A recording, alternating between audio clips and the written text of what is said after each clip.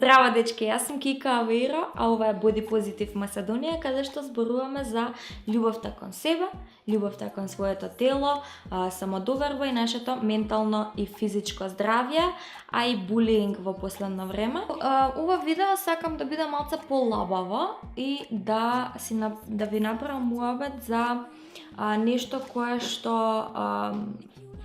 веројатно ве мачи повеќето. И мене ме мачи многу често.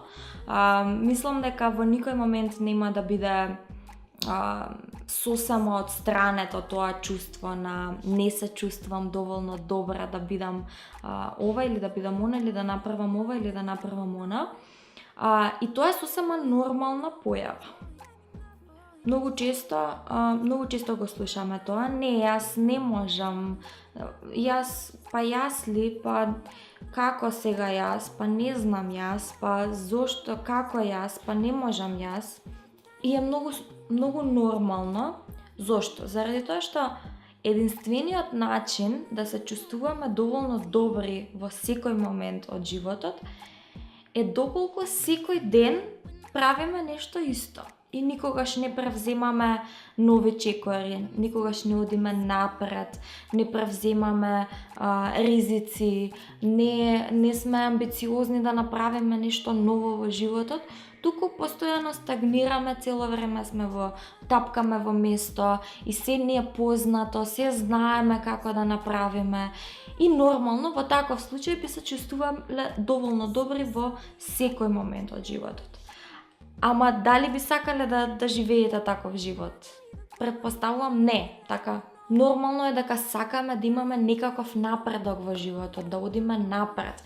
И исто така е нормално да бидеме малку несигурни кога правиме нешто ново. Така, значи, поентата во суштина не е да се чувствуваме доволно добри цело време.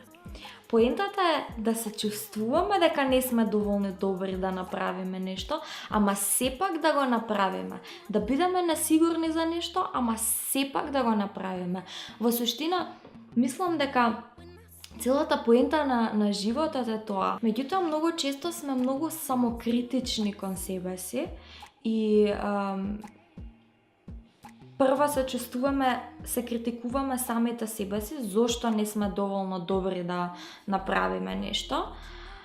А после тоа се критикуваме себе си, зошто се чувствуваме дека не сме доволно добри. Или, како беше она, прво плачам, па после плачам зошто плачам. Или, прво се нервирам, па после се нервирам зошто сум се изнервирала. Значи, јас сум овде да ви кажам дека е сосема нормално, а повторувањето е мајка на знаењето, затоа ви го повторувам тоа 5 пати во ова видео.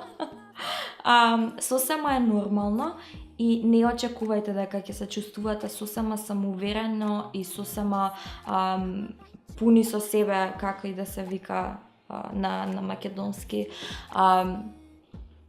Не очекувајте дека постојано ќе се чувствувате доволно добри за нешто.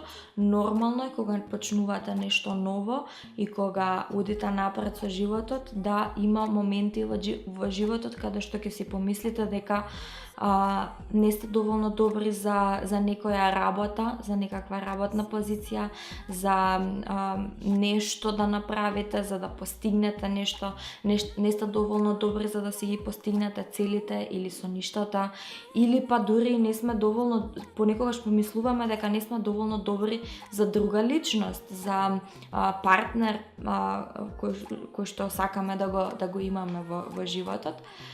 Нормално е и не се критикувајте себе си, не бидете толку самокритични кон себе. Она кое што јас ќе ви го дадам како совет е дури да се чувствувате недоволно добри, дури да мислите дека не можете да направите нешто, потрудете се да го направите тоа. Односно, ако чувствувајте се несигурно, ама сепак нека ви клецкаат коленцата, ама направете го тоа што сакате да го направите. Вашите цели и вашите соништа можете само вие да се ги остварите. Не чекајте на некој друг, не чекајте дека ќе ви падне нешто од небо.